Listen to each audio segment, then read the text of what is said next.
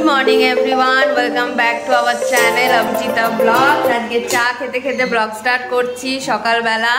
অভি গেছে চুল কাটতে, চুল কেটে এসে ও ফ্রেশ হয়ে অফিস বেরোবে। মা এদিকে রান্না করছে, ক্রিসেরও খাওয়া দাওয়া হয়ে গেছে, মানে ব্রেকফাস্ট হয়ে গেছে, আমারও পুজো টুজো ডান। এরপরে আসছে গোছানোর পালা।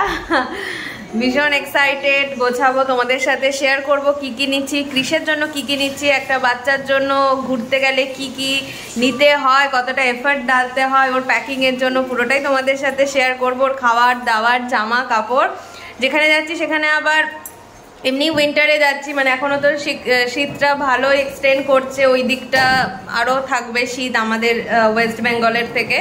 তো সেই জন্য মানে আমাদের জন্য যেটুকু নেবো না নেবো, আমার বাচ্চার জন্য ক্রিসের জন্য তো মানে একদম ফুল রেডি হয়েই আমাকে যেতে হবে, যাতে ওর কোনো অসুবিধা না হয়।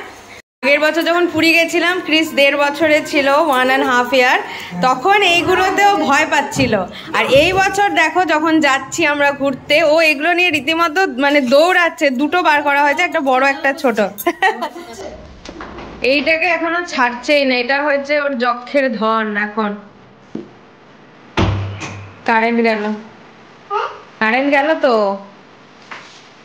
কিরে কি দেখছিস অবাক হয়ে? অবাক মনে কি চিন্তা করছিস?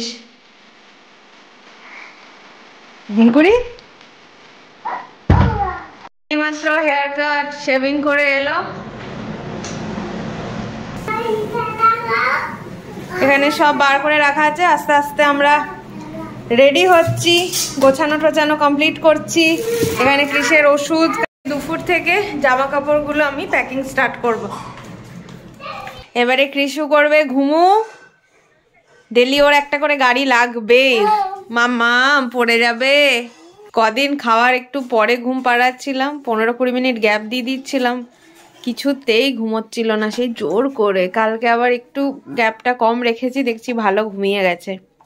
দেখি আজকে কি হয়। কদিন ধরে খুব দুষ্টুমি করছে ঘুমোতে।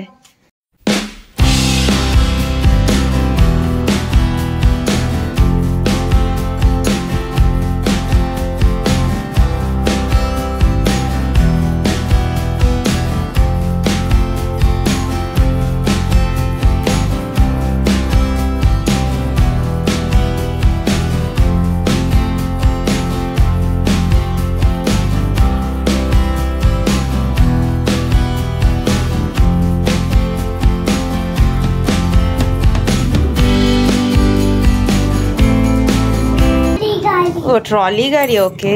প্যাকিং স্টার্ট হয়েছে, ক্রিসেরটা দিয়ে শুরু করছি। দেখো এতগুলো সব জামা ওর বার করা আছে। এই একটা ট্রলি নিচ্ছি বড়, এটাতে যতটা ধরবে ধরবে, তারপরে এইটাতে ঢোকাবো।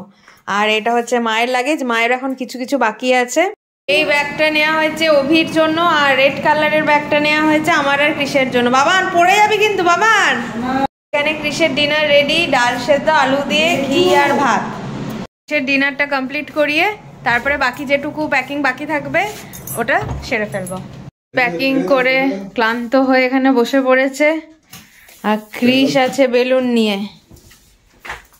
ক্রিস, তো 90% শপিং আমাদের কমপ্লিট, ডিনারও হয়ে গেছে, ক্রিসকেও খাই দিয়েছি।